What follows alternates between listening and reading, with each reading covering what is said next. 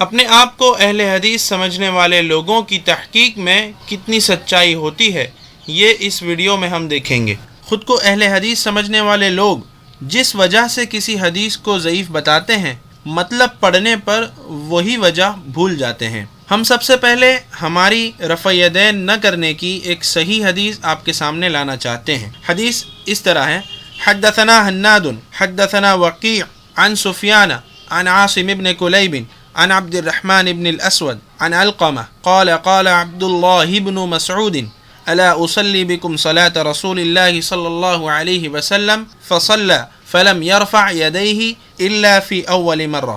کہ امام ترمذی فرماتے ہیں حضرت عبداللہ بن مسعود رضی اللہ عنہ نے فرمایا، کیا میں تمہیں اللہ کے نبی صلی اللہ علیہ وسلم کی نماز پڑھ کر دکھاؤں؟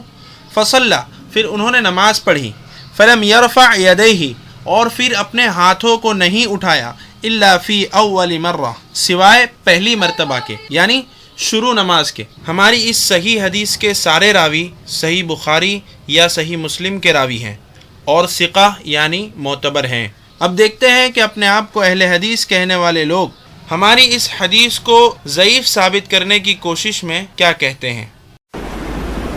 سوال ہے کہ ترک رفع یدین کے تعلق سے ابو داؤد کے اندر جو عبداللہ بن مسعود کی روایت آتی ہے کیا ہے صحیح ہے؟ اس پر روشنی ڈالیے، کیا ہم اس پر عمل کر سکتے ہیں؟ یہ حدیث پہلے تو سند کے اعتبار سے بھی صحیح نہیں، اس میں عاصم بن کلیب ہے جو منفرد ہوں تو حجت نہیں ہوتے۔ اب یہاں پر بھی سنیے، یہ حدیث ضعیف ہے۔ بعض لوگ کہتے ہیں نا تمہارے دل میں آیا تم حدیثوں کو ضعیف کر دیتے، تو ان کے دل میں کیوں آیا؟ ان کے دل میں کیوں آیا؟ اس لیے کہ تحقیق کے اعتبار سے حدیث کیا ہے؟ ضعیف ہے۔ نمبر ایک، اس میں سفیان ہیں جو کہ مدلس ہیں، اور اسی طرح سے عاصم ابن کلیب ہیں جو کہ اکیلے اگر روایت کریں تو یہ روایت ان کی حجت نہیں ہوتی ہے۔ جیسا کہ آپ نے دیکھا کہ ابو زید ضمیر صاحب نے ہماری حدیث کو ضعیف ثابت کرنے کے لیے دو باتیں پیش کی ہے۔ پہلا، عاصم بن کلیب منفرد یعنی اکیلے ہیں، یعنی ان کے علاوہ کوئی اور یہ حدیث نقل نہیں کرتا۔ دوسرا الزام یہ کہ اس میں سفیان الثوری ہے جو عن سے روایت کرتے ہیں۔ یہ دو باتیں ابو زید ضمیر صاحب نے پیش کی ہے۔ کیا ابو زید ضمیر صاحب کی تحقیق اور ریسرچ صحیح ہے؟ اگر ہاں تو ہمارا یہ سوال ابو زید ضمیر صاحب سے ہے کہ آپ اور آپ کے فرقے کے پہلے کے محققین یعنی تحقیق کرنے والے ریسرچرز نماز میں سینے پر ہاتھ باندھنے کو سنت ثابت کرنے کے لیے ابن خزیمہ کی یہ روایت بیان کرتے ہیں۔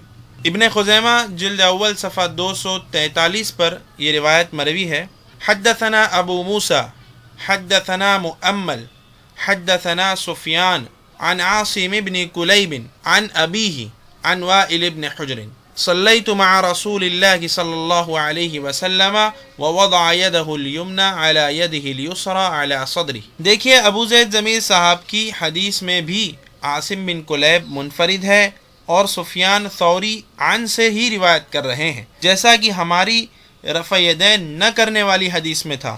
ابو زید ضمیر صاحب، پھر تو اس حدیث پر بھی دونوں الزام آنے چاہیے اور آپ کی جرح اور الزام کے مطابق آپ کی سینے پر ہاتھ باندھنے والی یہ حدیث ضعیف ہو جانی چاہیے۔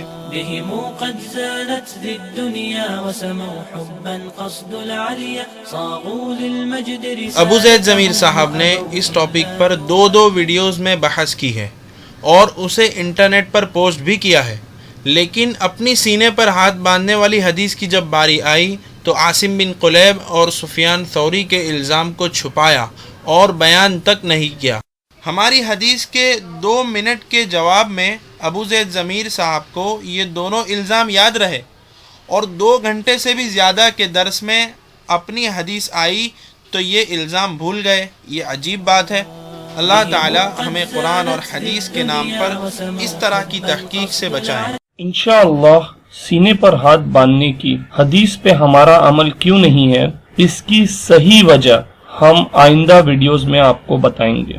اگلے ویڈیو میں دیکھیے ابو زید ضمیر صاحب اور خود کو اہل حدیث عالم سمجھنے والوں نے اپنی ہی کتاب میں خود ہی کے لگائے ہوئے الزام یعنی عاصم بن کلیب اور سفیان الثوری پر خود ہی لگائے ہوئے الزام کا جواب اپنی کتاب میں دیا ہے۔